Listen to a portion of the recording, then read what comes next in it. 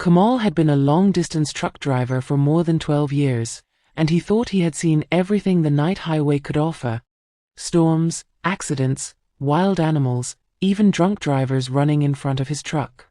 But nothing prepared him for what happened on Route 79, the highway the older drivers whispered about late at night but never fully explained.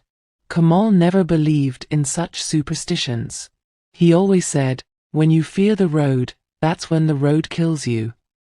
Those words became the biggest mistake of his life. It was 11:47 p.m. when he crossed the sign that read Route 79 to 32 kilometers. The moon was hidden behind thick clouds, and the air had a strange stillness to it.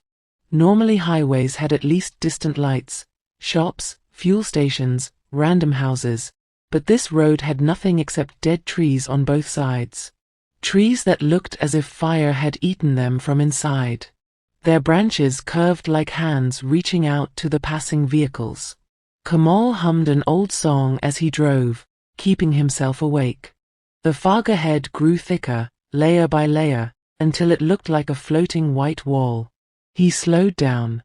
The radio picked up static and then shut off on its own. Kamal tapped it. Nothing.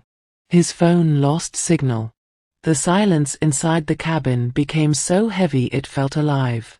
Right then, he saw a woman standing alone on the road, her back toward him, slightly bent, her hands hanging stiffly by her sides. Kamal's foot hit the brake. The truck screeched. He honked, but she didn't move. Slowly, she turned her head, not her body, just her head, at an angle no human neck should move. Kamal's heart pounded. He stuck his head out of the window and shouted, "Madam? AAP Thikane." She took one step forward and lifted her face. It had no features, just smooth, pale skin. No eyes. No mouth. Nothing. Kamal's scream got stuck in his throat. The woman suddenly disappeared, vanished into the fog like smoke. Kamal pushed the accelerator, desperate to get away, but the truck jerked violently as if something leaped onto the roof. The metal creaked under the weight. Slow, crawling movements traveled across the top, heading toward the driver's side. Kamal's breath quickened. His hands shook. He felt cold fingers sliding down the side window. But no one was there. Then came the whispers, right behind his seat. "Return what you took. Return what you took."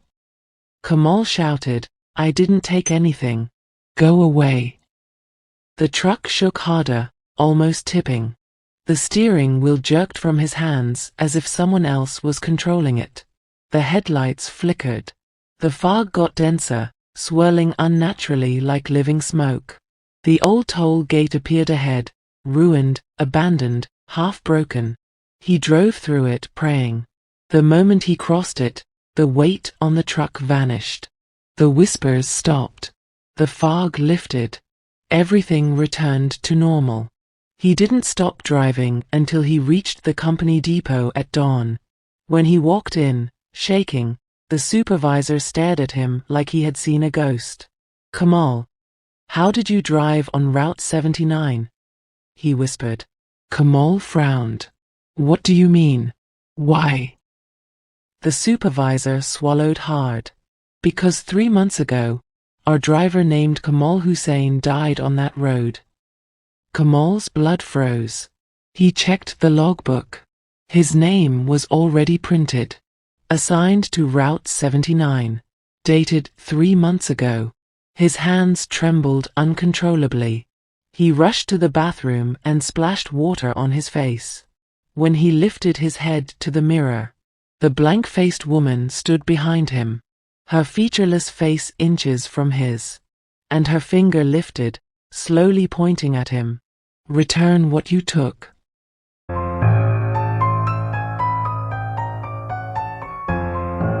Horace never planned on returning to his old school. He didn't have good memories there, only old dusty hallways and strict teachers. But when he got an assignment to film an old building for his documentary project, the first place that came to his mind was government. Boys' High School No. 6, the place he studied until 8th grade. The building was nearly 70 years old, and half of it was renovated while the other half was simply abandoned. When Horace arrived, the new caretaker, an old man with shaking hands, opened the rusty gate. "Beta, stay away from room 12, he warned suddenly. Horace nodded, thinking it was just old man fear. The school was silent, too silent. His footsteps echoed unnaturally as he walked through corridors where he once ran as a child.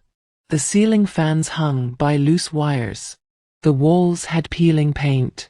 Old class timetables were still stuck on notice boards from 20 years ago. He reached the old block. The air felt colder. He turned on his camera. That's when he saw room 12. The only classroom door covered in chains, prayer stickers, and rusted locks. It looked like someone had tried to trap something inside, not keep people out. As Horace filmed the hallway, a soft knock came from behind the door. Then another. Then another. He froze. There was no one else in the building. "Hello?" he called out. The knocking stopped. Then scratching began. Slow, desperate, painful scratching. A child's whisper came next. "Please, open. I want to go home." Horace backed away, shaking, but curiosity pulled him closer. He placed his ear against the cold door. This time, louder whispers filled the entire corridor. Multiple voices. Children. Crying. "Open." Years ago, during rainy season, 5 students from Class 4B were punished and locked inside room 12 during break time. No one checked on them for hours. When the teacher returned, the children were gone. Not escaped, gone. The windows were sealed. The door was locked from outside. It was impossible. When police broke in, they found notebooks scattered on the floor. Every page filled with the same line written in 5 different handwritings. "Don't let us out." Horace didn't believe him until he reviewed his camera footage back home. Under the locked classroom door, during the knocking part, he counted 6 shadows moving. But only 5 children went missing. One shadow was taller. One shadow wasn't human. That night, Horace woke up at 3:12 a.m. to knocking at his bedroom door. Soft. Slow. Familiar. "Please, open. I want to go home."